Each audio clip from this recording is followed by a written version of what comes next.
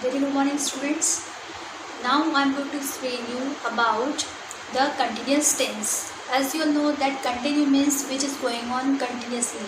Means ऐसे sentence जिसमें continuation होता है उसे हम कंटिन्यू टेंस कहते हैं. जैसे कि वह घर जा रहा है, या वह घर जा रहा था, या वह घर जा रहा होगा. इन सभी सेंटेंस में रहा, रही, रहे लिखा है, इसीलिए ये सेंटेंस कंटिन्यू टेंस में आते हैं. और सबसे पहले हम बात करेंगे प्रेजेंट कंटिन्यू टेंस की, in which the present continuous is used for action going on at the time of speaking. Present continue tense का यूज़ कहाँ किया जाता है? जब एक्शन क्या हो रही हो उसे. जैसे मैं अभी आपको पढ़ा रही हूँ, दैट मीन्स ये एक्शन क्या हो रही है ना, अभी कंटिन्यूशन में है, इसीलिए हम इसे कंटिन्यूस टेंस कहेंगे. उसी प्रकार ये जो एक्शन है ये प्रेजेंट में हो रही है, कंटिन्यूशन में, तो हम इसे प्रेजेंट कंटिन्यू कहेंगे. लेकिन मैं आपको पढ़ा रही थी, दैट मीन्स वो पास्ट कंटिन्यू होगा. और मैंने जैसे कहा कि अब मैं आपको पढ़ा रही होंगी, नेक्स्ट टेंस, तो होगा वो future continuous tense. She is watching, this is present continue tense. She was watching, this is past continuous. She will be watching, this is future continuous tense. This tense is also used for actions which are happening around now and not necessarily at the time of speaking. ऐसा ज़रूरी नहीं है कि speaking के time पर ही वो action हो रही हो. उस एक्शन जब आपके आसपास हो रही हो तब भी आप उसके लिए बोल सकते हैं.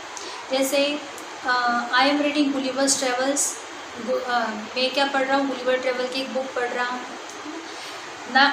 Certain verbs on account of their meaning are not normally use in the continuous form. They include, कुछ ऐसी वर्ब्स होती है जो हम कंटिन्यू में यूज़ नहीं कर सकते हैं. जैसे लव का लविंग हम यूज़ नहीं कर सकते, लाइफ का लाइविंग नहीं लिख सकते, डिसलाइक का डिसलाइकिंग, हेड का हेडिंग, थिंक का थिंकिंग, बिलीव का बिलीविंग, सपोज का सपोजिंग. ऐसा हम बिल्कुल नहीं लिख सकते. ऐसे वर्ब में आईएनजी अप्लाई नहीं किया जा सकता.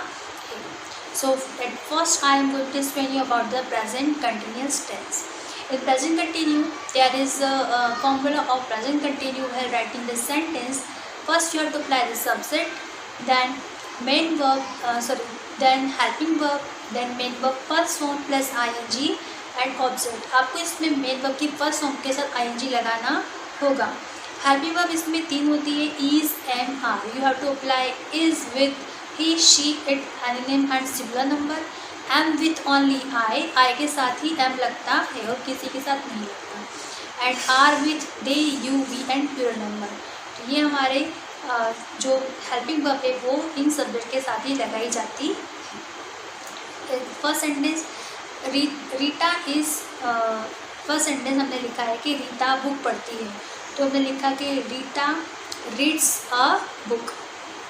अब Rita is reading a book. अब आप इसको चेंज करेंगे, कन्वर्ट करेंगे नेगेटिव में, तो Rita is not reading a book. Third होगा is Rita reading a book. Fourth होगा is Rita not reading a book. ऐसे आप दूसरे सेंटेंस बना सकते हैं. जैसे I am playing cricket, I am not playing cricket, am I playing cricket, am I not playing cricket. इस तरीके से आप डियर स्टूडेंट आप बहुत सारे सेंटेंस बना सकते हैं इज, एम और आर का यूज़ करके. नेक्स्ट होता है past continuous tense.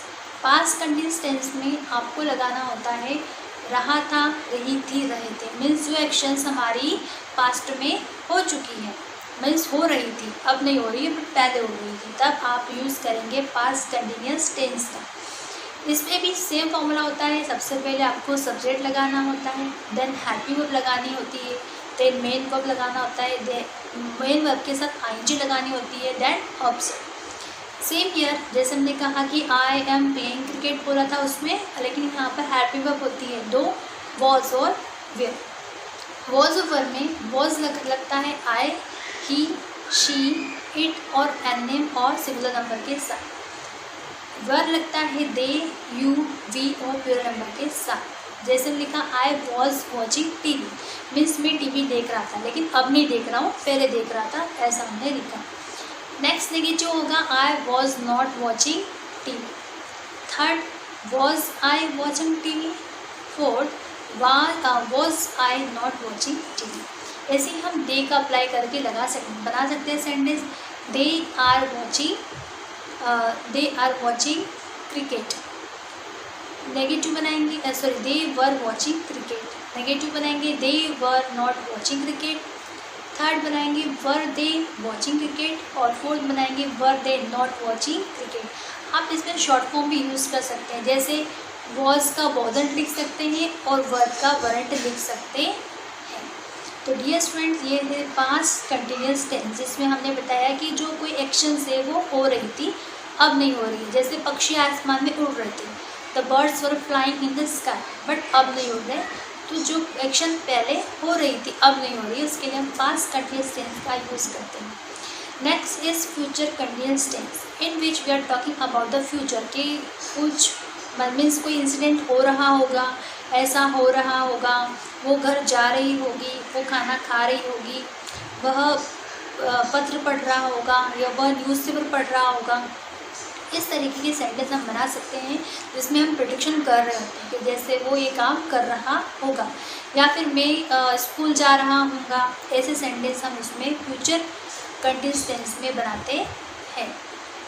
Future continuous tense में भी सेम फॉर्मूला होता है, इसमें भी 2 हेल्पिंग वर्ब होती है।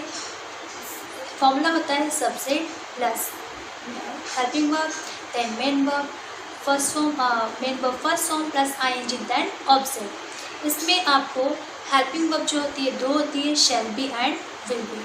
मैंने लिखा कि मैं घर जा रहा हूँगा, तो मुझे लिखना होगा कि I shall be going to home. Second होगा I shall not be going to home.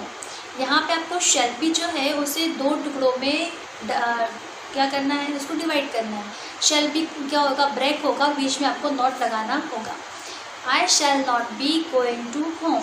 Interrogative बनाते समय shall I be going to home. Interrogative negative बनाते समय shall I not be going to home. इसी प्रकार आप विल का sentence बना सकते हैं, जैसे they will be playing cricket. अब विल बी को भी हमें क्या करना होगा, ब्रेक करना होगा। They will not be playing cricket. Will they be playing cricket, last होगा will they not be playing cricket. ऐसे आप शैल नॉट का शॉर्ट फॉर्म लिख सकते हैं शैंट, और विल नॉट का लिख सकते हैं वॉन्ट। जब आप इसको शॉर्ट में लिखेंगे तो ये पूरा वर्ड एक साथ आ दिया जाएगा, want they be playing cricket. इस तरह से वो सेंटेंस फॉर्मेशन होगा। डियर स्टूडेंट्स, ये था हमारा फ्यूचर कंटिन्यूअस टेंस।